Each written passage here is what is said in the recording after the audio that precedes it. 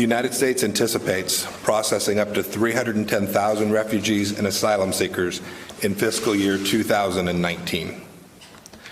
We propose resettling up to 30,000 refugees under the new refugee ceiling, as well as processing more than 280,000 asylum seekers. That, of course, was Secretary of State Mike Pompeo on the Trump administration's new plan to drastically cut the number of refugees allowed into the U.S. 30,000 is the new cap, and it is the lowest ceiling since the program was established back in 1980. Martin Fletcher is a former NBC correspondent, a legend here in this building, and Tel Aviv bureau chief. He is also the author of the new novel, Promised Land. Martin, welcome. Thank you. Refugee advocates, and of course they're advocates, that's their bag, they say that this number, cutting this number, is a reflection on the Trump administration saying they don't want people in, but Trump is saying it's about national security, and they're saying, no, it's not, and it'll hurt diplomacy. We've heard from business people who are saying, we need immigrants. Please stop doing this. What do you think in terms of diplomacy? In terms of diplomacy, I think America is sending a terrible message to its allies around the world, and in particular in Europe. And the message is that we, the United States of America, the shining light on the hill, are reducing dramatically the number of people that we want to help. That's what taking in a refugee is. And that's being heard loud and clear in Europe, where there's also a tremendous trend to stopping refugees coming into the country. Germany, for instance, was a trendsetter. They allowed 1 million refugees in over a period of about 6 years. And they're getting a lot of pushback inside of Germany for it. A lot of pushback, and the number now has fallen down to close to zero. Very few refugees allowed in now because of the closing the Balkan route. They're coming in through other countries.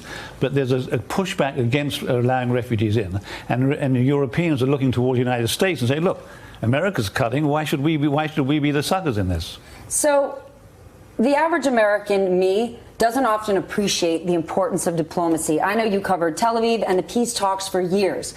Former ambassador to Israel under President Clinton said this: the peace I worked on for 35 years will not be achieved in our lifetimes. Do we not appreciate diplomacy and how it works? Because when we see all of these positions not filled, whether it's, you know, in the State Department, ambassadorships, some people are going, do we need them? What do the jobs really do? But they're massively important. Maybe we don't understand that. Well, they are very important in terms of how America portrays itself to the world. I mean, clearly, when America doesn't fill dramatically important positions, and we don't have to go into what they are. There's so many unfulfilled. But help us understand why they're dramatically important, because there are those out there who say this is just bureaucracy. Who needs it? But those people who believe that haven't been on the front lines. You have. Well, you know, America's role is diminished worldwide. I mean, you can't, when you call up American embassies to get people on the line to talk about different issues, and they push it further up the chain back to Washington, they say, well, there's no one really responsible for this. I mean, in terms of Israel, you know, where I've been reporting on, the fact that there's no member in the United States who, in Washington, who has the portfolio of anti-Semitism, which was an important portfolio, no one fulfilling that role at the moment, means that it's been downgraded as an item of American diplomacy. Well, Jared Kushner, who we know has a great relationship, a close relationship with Benjamin Netanyahu, says we're going to scrap the framework that we've used. Time for a new reality. I think that's true. I think that's true. I mean, diplomacy in the last 30 years in terms of the Middle East peace process has achieved dramatically little. He's talking about Trump is talking about the deal of the century, with the peace talks between Israel and the Palestinians. Well, the Camp David, that was the deal of the century, but last century. So there's been no great change since then in terms of Israel's diplomacy with the Palestinians. So yeah, it is time for a change. Whether Trump's view of what that change should be is the correct one is extremely debatable. Can I say one last word on the refugee question?